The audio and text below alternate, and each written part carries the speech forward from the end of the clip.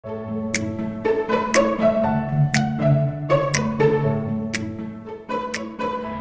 masuknya Islam di Nusantara di kawasan Asia Tenggara.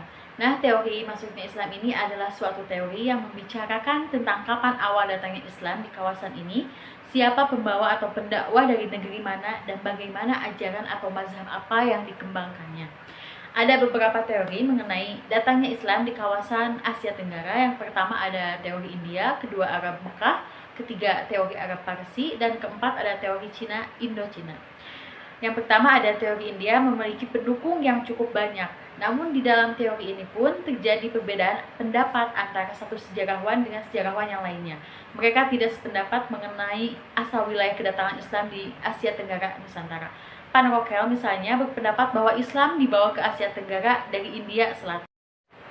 Mokute dan R. Arken menyadarkan teorinya itu pada bukti-bukti fisik berupa kuburan dan batu nisan yang terdapat di Gresik, Jawa Timur 1419 Masehi dan Pasai 1428 Masehi berasal dari daerah Gujarat. Yang selanjutnya yaitu ada teori Arab Mekah. Teori ini menyatakan bahwa Islam telah datang ke Nusantara sejak abad pertama Hijriah atau pada abad ke-7 Masehi langsung dari kota Mekah.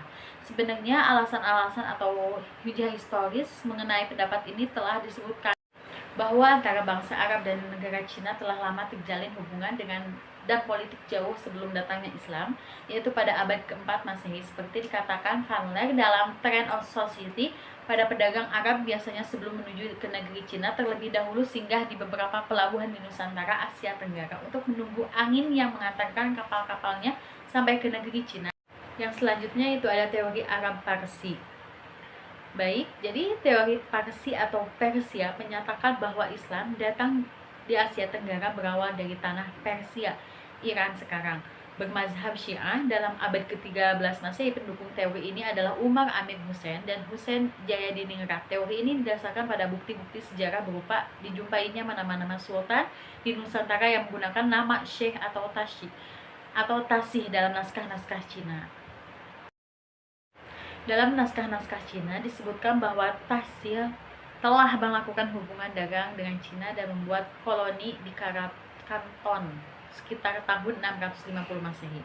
Selain itu, teori Arab Parsi juga didasarkan pada dua alasan, yaitu pertama bahwa banyak tradisi kaum Syiah yang dipraktikkan masyarakat Indonesia di beberapa wilayah seperti tradisi Muharram, tradisi Asyura, ritual yang dijunjung penganut Syiah. Upacara tabut memperingati peristiwa tragedi di Karbalia, Sumatera Barat dan Jambi. Yang selanjutnya yaitu ada teori Cina Indocina. Mengatakan bahwa Islam disebarkan ke kawasan Nusantara berasal dari Cina dan Indocina.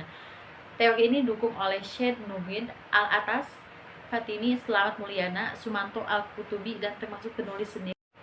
Adapun bukti-bukti mengenai kedatangan Islam berasal dari Cina dapat dirujuk pada peristiwa pemberontakan di Canton pada tahun 877 Masehi yang telah mengorbankan kira-kira 120.000 orang sampai 200.000 para pedagang Islam yang kebanyakan para pedagang Islam Arab dan Parsi. Di antara sekitar para pedagang Islam, sebagian melarikan diri ke wilayah pesisir pantai di kawasan Asia Tenggara termasuk Tumasik, Aceh. Dan selanjutnya yaitu ada teori Cina mengatakan bahwa Islam masuk ke Indonesia karena dibawa oleh para perantau Muslim di Cina.